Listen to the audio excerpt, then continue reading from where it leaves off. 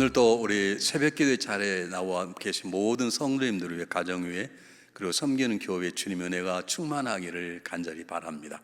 오늘 저들이 함께 나눌 말씀은 에스라 2장 59절로 70절 말씀입니다.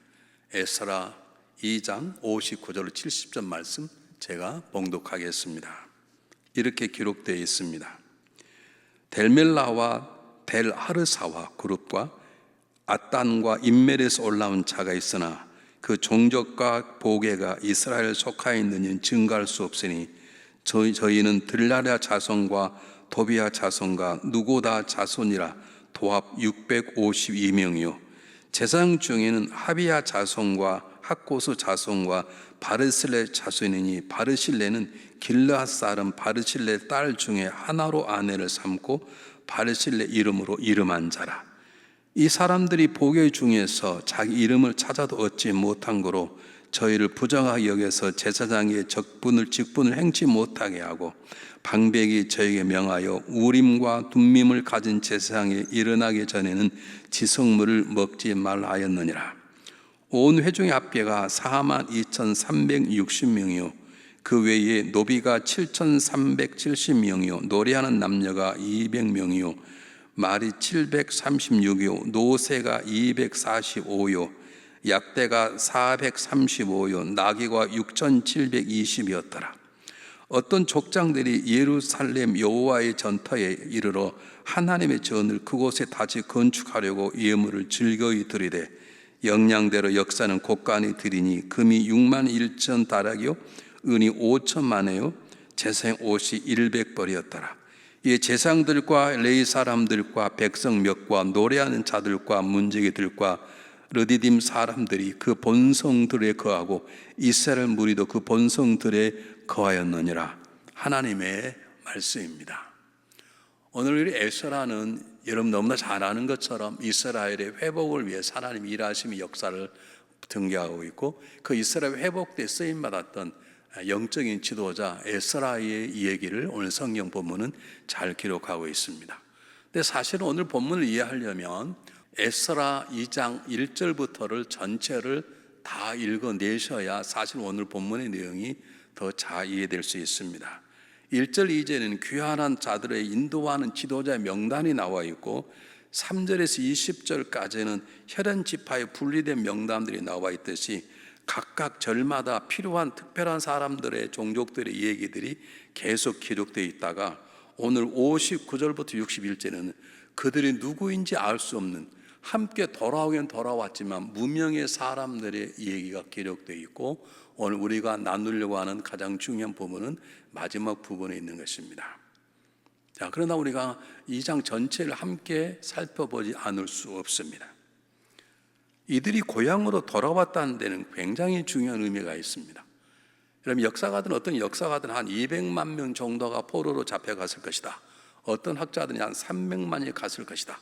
근데 그렇게 포로로 잡혀간 자들이 다 고난당한 것이 아닙니다. 그들은 그곳에서 자기 나름대로의 삶을 살 수 있었습니다. 아마 그렇기 때문에 그들은 그곳에서 믿음을 가지고 살 수도 있었고 그곳의 문화와 종교에 전염돼서 그냥 산 사람도 있었을 것입니다. 근데 돌아온 사람이 4만 2천 명 정도밖에 안 됩니다. 너무 소수가 돌아온 것입니다. 성경의 숫자를 밝히고 있는 가장 중요한 이유가 그것입니다.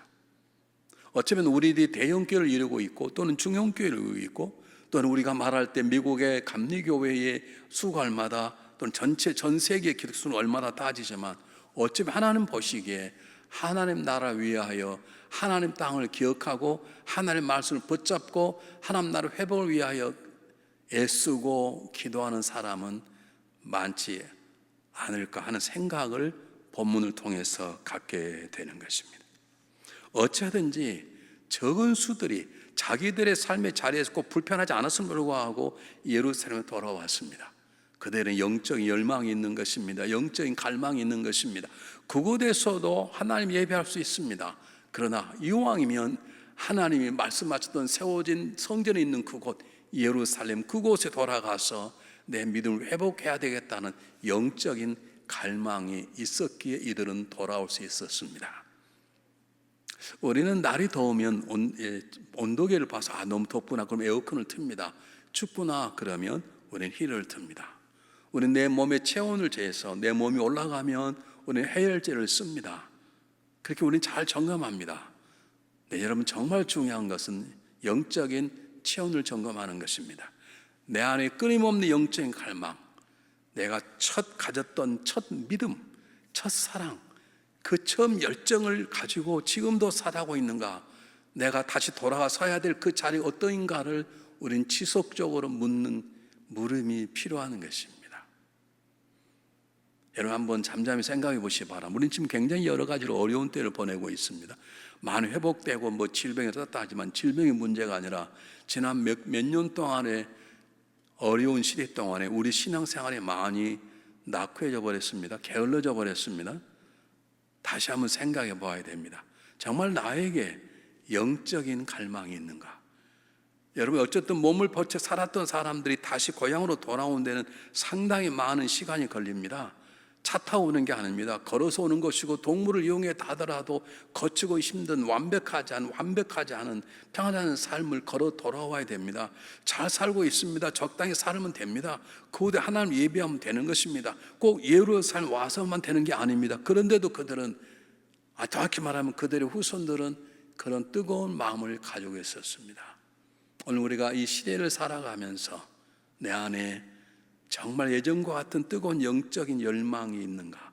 정말 더 기도하고 싶고 말씀을 읽어내고 싶고 그리고 말씀을 읽는 대로 살아가고 싶은 예배 가운데 하나님을 만나고 하나님을 높이고 싶은 그 처음 뜨거운 사랑이 나에게 있는지 한번 우리가 깊이 생각해 보았으면 좋겠습니다. 다시 말씀드리자면 이들이 돌아왔다는 건 결코 쉬운 결단이 아닙니다.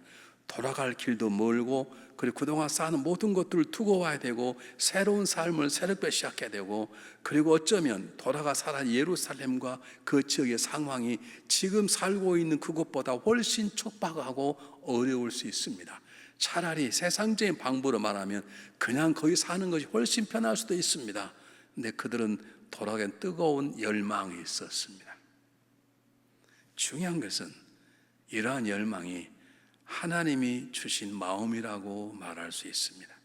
하나님이 열심히 하심, 하나님이 진정으로 열심히 일하심, 하나님 이스라엘 민족을 회복시키고자 하는 그 하나님의 마음을 품는 사람이 4,000명이 되었다는 것입니다. 하나님 그들을 전부 다 구원하기를 원하셨을 것입니다. 그들이 다 돌아가기를 원하셨겠지만 그 하나님의 마음을 나의 마음으로 여기고 돌아가는 사람은 쏘셨다는 것입니다. 여러분 이 땅에 많은 교회들이 세워졌습니다. 이 땅에 많은 그리스도의 가정들이 있습니다. 근데 정말 중요한 것은 그런 모든 가정과 모든 개인과 모든 교회가 하나님의 마음으로 충만해 있는가? 돌아가고자 하는 마음이 하나님이 주신 마음인데 나는 하나님이 주시는 마음으로 이 시대를 살아가고 있는지, 난 하나님 주신 마음으로 오늘을 살아내고 있는지, 나는 하나님 주신 마음으로 내가 지금 겪고 있는 위기와 고통과 아픔을 이겨내려고 하는 것인지. 목회를 하면서 느꼈던 가장 어려움이 뭐냐면요, 어려움이 주어지면 대개 세 종류의 사람이 있습니다. 하나는 그냥 자포자기해버립니다. 될 대로 되라. 두 번째 사람은 열심히 어려움을 해결하려고 그러는데 자기 노력으로 다른 사람의 도움을 통해서 해결한 사람이 있고, 세 번째 사람은 하나님의 도우심을 통해서 위기를 회복하려고 애쓰는 사람이 있습니다. 우리는 당연히 세 번째가 되어야 됩니다. 왜냐하면 하나님께서 우리 가운데 하나님 우리를 회복시키길 원하시기 때문에 나를 회복시켜 주시고 나를 첫사랑으로 돌아가도록 만들어 주시고자 하는 하나님의 일하심, 하나님 잠시도 쉬지 않으심에 동참하는 것이 가장 지혜로운 방법이고 가장 올바른 방법이고 가장 완전한 방법인 것입니다. 하나님은 우리에게 새 마음을 주시기 원합니다. 세월을 흘렸습니다. 어쩌면 1대, 2대들은 그냥 남았을 것이고 죽었을 것이고, 어쩌면 더 희미해지는 전통을 갖는 3대, 4대, 5대, 10대들이 고향으로 돌아가고 했을 것입니다. 이게 무슨 말입니까? 우리가 믿음으로 살아간다는 것은 내 자신만을 위한 것이 아닙니다. 내 아들을 위한 것입니다. 내 손주를 위하는 것입니다. 내 이웃을 위하는 것입니다. 오늘 고향으로 돌아간 사람들, 예루살렘 돌아간 사람들은 포로로 잡혀갔던 1세가 아니라 그의 후손들이었을 것입니다. 그러므로 우리가 이 시대 하나 물어야 될 것입니다. 특별히 우리가 미국 사회 속에 살아가면서 물어야 될 것은, 나는 미국 땅 이곳에 와서 내 후손들이, 내 아들, 딸들이, 내 손주, 손녀들이 하나님의 말씀대로 살기를 정말로 원하고 있는가? 그리고 그렇게 살아가도록 나는 노력하고 기도하고 있는가를 물어야 되는 것입니다. 결코 쉬운 일은 아닙니다. 예전에 비해서 시대가 많이 바꿔졌습니다. 예전에 우리 어릴 때 들었던 얘기는 너 교회 잘 나가야 돼, 너 성경 읽어야 돼, 그런 얘기를 꽤 많이 들었어요. 근데 요즘은 많이 듣는 얘기가 뭡니까? 너 공부 좀 해. 공부해야 좋은 직장 갔지. 좋은 직장 가야 좋은 신랑 신부 만나는 게 아니야. 그 얘기를 얼마나 많이 들리는지 모릅니다. 목사인 저도 가끔씩 그런 실수를 행할 때가 있습니다. 얘야, 무엇보다도 하나님 앞에 바르게 사는 게 중요하다. 그 누구보다도 하나님과 친밀한 관계가 중요하다. 이런 말을 잃어버린 시대에 우리가 살고 있습니다. 그래도 소수이지만 4,000명이 넘는 이스라엘 사람들은 자기 부모들, 자기 어머니, 아버지, 그런 사람들 영향을 받아서 그들의 꿈은 고향으로 돌아가신 것이었습니다. 오늘 우리들이 우리 후손들에게 어떤 존재로 살아가고 있는지 우리가 생각해 보아야 될 것입니다. 어제 우리 감리교 목사님들 모임이 있어서 미국 교회에 빌려보는 한 교회를 갔습니다. 참 감동받은 것은 그 본당이 그렇게 크지 않은 본당이었어요. 근데 그 본당에 비해서 교육관은 굉장히 컸습니다. 그들의 중심의 관심이 뭐냐면 어떻게 하면 이 험한 세상 속에서 우리의 넥스트 제너레이션을 어떻게 세울 것인가, 그게 가장 큰 관심인 교회라는 걸 알게 되었습니다. 여러분, 수백만 명이 포로로 잡혀갔습니다. 그들 가운데는 잘 사람도 있습니다. 다니엘처럼 올라간 사람도 있지 않습니까? 근데 그런 많은 사람들 중에 4,000명 정도밖에 돌아오지 않았다는 것은 어쩌면 이스라엘 선배들이 자녀 교육에 실패했다고 말할 수도 있을 것입니다. 우리 험한 시대에 살아가면서, 특히 미국 사회 속에 살아가면서 우리는 어떻게 자녀를 교육해야 되는 것인지 한번 깊이 생각해 보았으면 좋겠습니다. 우리가 내 세대, 내 아들 세대뿐만 아니라 내 손주, 손녀 이르기까지 그들이 정말 하나님을 예배하고 하나님을 경외, 하나님 말씀대로 살아가는, 하나님의 열심과 함께 하나님의 종으로 살아가는 삶을 살기 위해서 내가 그들을 교육하고 그들에게 믿음의 아름다운 역사를 남기는 것인지, 그게 내 정말 간절한 소원인지, 아니면 자녀가 잘 돼서 내 인생의 마지막에 호강하고 싶은 마음이 나의 소원인 것인지 한번 깊이 생각해 보는 하루가 됐으면 좋겠습니다. 두 번째는 마지막에 오늘 본문입니다. 무명의 사람들이 등장합니다. 무명의 사람들, 그 중에는 제사장들 하는 제사장, 자기들이 제사장이었던 오는 사람들이 있는데 그들의 족보가 확인되지 않았습니다. 그래서 당분간 기다리도록 명령을 내립니다. 어쩌든지 무명의 사람들이 돌아왔다는 것입니다. 여러분, 우리 주위에는 이름이 없지만, 더 정확히 말하면, 직분을 말하면 집사도 아니요, 권사도 아니요, 장로도 아닌 목회자도 아니지만 교회를 섬기는 사람들이 있습니다. 하나님의 마음을 품고 하나님 원하는 곳 서기를 원하는 사람이 있습니다. 그러므로 우리 교회에서 직분이 주어지는 것이지만 직분으로 사람을 분별해서는 안 될 것입니다. 너무 서둘러서도 안 될 것입니다. 아직 그들이 제사장이라고 말하지만 그들이 계보를 모르기 때문에 멈춰라 하는 것처럼 때때로 집사, 권사, 장로 직분을 세울 때는 조심해서 세워야 됨이 틀림없는 것이지만, 그러나 또 하나 잊지 말아야 될 것은 교회 안에는 주님의 몸을 세워나가는 무명의 용사들도 있다는 것입니다. 그들이 집사가 아니고 권사도 아니고 장로, 목사도 아니고 세상에 드러난 사람도 아니지만, 어쩌면 이를 모를 사람이지만 하나님의 마음을 갖고 하나님 원하는 곳에 일하는 사람이 우리 주변에 있을 수 있다는 것입니다. 그들이 4,000명 안에 포함되어 있듯이 어쩌면 지금 섬기는 우리 교회 안에도 조용히 왔다가 조용히 사라지지만 하나님 쓰시는 귀한 일꾼, 정말 주님의 몸을 자기 몸처럼 섬기는 사람이 있다는 마음을 가지고 우리 모든 사람을 대할 때 정말 조심스럽게 되어야 될 것입니다. 마지막에 오늘 우리가 꼭 얘기가 넘어갈 것은 70절입니다. 제가 70절을 다시 한번 읽어보겠습니다. 이에 제사장들과 레위 사람들과 백성 몇과 노래하는 자들과 문지기들과 르디딤 사람들이 그 본성들에 거하고 이스라엘 무리도 그 본성들에 거하였느니라. 이 본성들에 거하였단 말을 쉽게 말하면 각자 자기의 처소에 살기 시작했단 말입니다. 이걸 그냥 읽어버릴 수 있지만 굉장히 중요한 것입니다. 우리 교회가 건강한 교회로, 우리 사회가 건강한 사회로 성장하려면 가장 적은 공동체인 가정, 우리의 삶의 터전의 자리에서부터 새롭게 시작해야 되는 것입니다. 여러분, 교회를 위한다고 교회에 와서만 살 수 없습니다. 정말 우리가 섬기는 교회 건강하려면 우리 각자의 가정이 복음화가 돼야 되고, 가정에서 가정 예배가 드려야 되고, 각 가정이 기도하는 공처 돼야 되고, 그러한 가정들이 모여서 새로운 나라, 새로운 복이 확장된 거룩한 백성이 되는 것처럼 가장 중요한 단어인 우리의 가정이 그곳에서 다시 한번 믿음이 새로워야 된다는 것을 오늘 성경 강조하고 있습니다. 목회자를 가장 힘들게 하는 가정은 교회 와서 충성하지만 가정은 전혀 하나가 되었지 않을 때, 정말 교회 와서는 리더인데 가정은 콩가루 가정일 때, 그것처럼 목회를, 교회를 힘들게 하는 경우는 없습니다.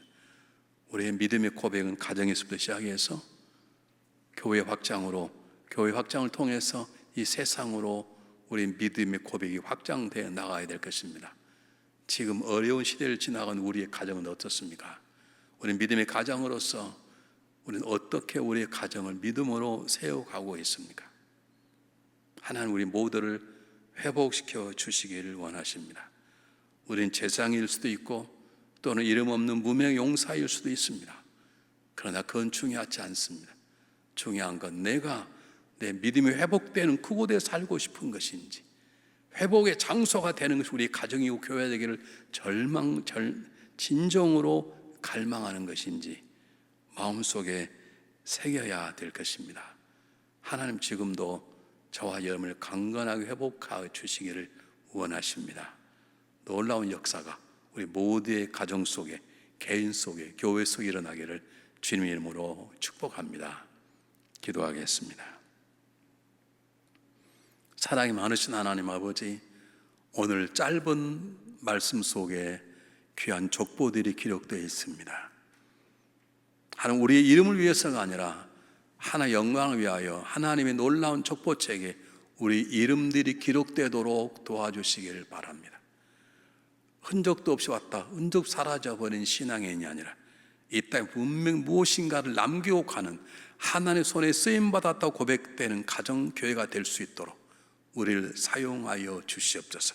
세상 사람 드러난 무명의 용사라 할지라도 하나님의 손에 쓰임받고 갈 수 있도록 하나님 저희를 붙잡으시고 저희를 통해 일하시고 저희를 통해 하나님께서 영광을 받아 주시옵소서. 살아계신 예수 그리스도의 이름으로 감사하오며 간절히 기도하옵나이다. 아멘.